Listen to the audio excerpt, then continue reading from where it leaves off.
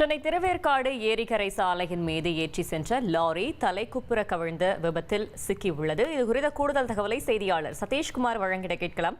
சதீஷ்குமார், வணக்கம். இந்த விபத்து தொடர்பான முழு தகவலை சொல்லுங்க. திருவேற்காடு அடுத்த சுந்தர சோழபுரம் ஏரிக்கரை சாலையின் மீது எம்சாண்ட் மணல் ஏற்றி சென்ற டாரஸ் லாரி தலைக்குப்புற கவிழ்ந்து விபத்துக்குள்ளாகியுள்ளது. திருவள்ளூரில் இருந்து டாரஸ் லாரியில் எம்சாண்ட் மணலை ஏற்றிக்கொண்டு லாரியானது திருவேற்காடு நோக்கி சென்று கொண்டிருந்தது.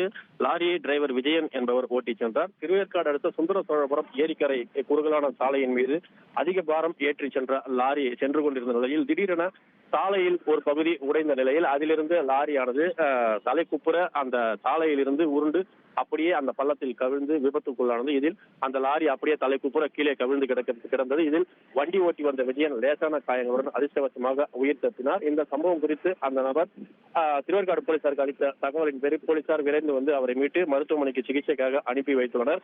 இந்த விபத்தை பார்த்தபடி சென்ற கார் ஒன்று திடீரென ஏரிக்கரையின் சாலையில் இருந்து இறங்கி பள்ளத்தில் கவிழ்ந்தது. தற்போது அதனை கிரேன் உதவியுடன் அந்த காரை அங்கிருந்து அப்புறப்படுத்தும் பணியில் திருவேற்காடு போலீசார் ஈடுபட்டுள்ளனர். தற்போது இந்த சாலை ஏரிக்கரையின் சாலையானது மிகவும் குறுகலாக இருப்பதால் இந்த சாலையின் மீது அதிக பாரம் ஏற்றி சென்ற கனரக லாரி எப்படி சென்றது என்ற கோணத்தில் போலீசார் விசாரணையை மேற்கொண்டு வருகின்றனர். தற்போது இந்த லாரி கவிழ்ந்து கிடக்கும் பகுதியில் அதிக உயரழுத்த மின்சாரம் ஒயர்கள் சென்று கொண்டிருப்பதாலும் மேலும் தலைக்குப்புற லாரி கவிழ்ந்திருப்பதால் லாரியில் இருந்து டீசலானது கீழே கசிந்து கொண்டே இருப்பதாலும் பெரும் அசம்பாவிதம் ஏற்படுவதற்கும் வாய்ப்பு இருக்கிறது. தற்போது இந்த பகுதி முழுவதும் கற்களை வைத்து சாலைகள் அடைப்பு வைத்திருந்தாலும் இந்த வழியாக செல்லக்கூடிய வாகன ஓட்டிகள் தொடர்ந்து கார்களிலும் இருசக்கர வாகனங்களும் இந்த சாலையை பயன்படுத்தி வருகின்றனர். குறிப்பாக திருவேற்காட்டிலிருந்து பூந்தமல்லி செல்வதற்கான பிரதான சாலையாக இந்த சாலை இருப்பதால் இருசக்கர வாகன ஓட்டிகள் சிறு வாகனங்களில் செல்பவர்கள் இந்த சாலையை பயன்படுத்தி வருவதால் தற்போது இந்த பகுதியில் அதிகமானோர் இந்த லாரி கவிழ்ந்த பகுதியை பார்வையிட்டபடி சென்றதால் இந்த பகுதியில் போக்குவரத்து நெரிசலும் அசம்பாவிதம் ஏற்படுவதற்கு கடும்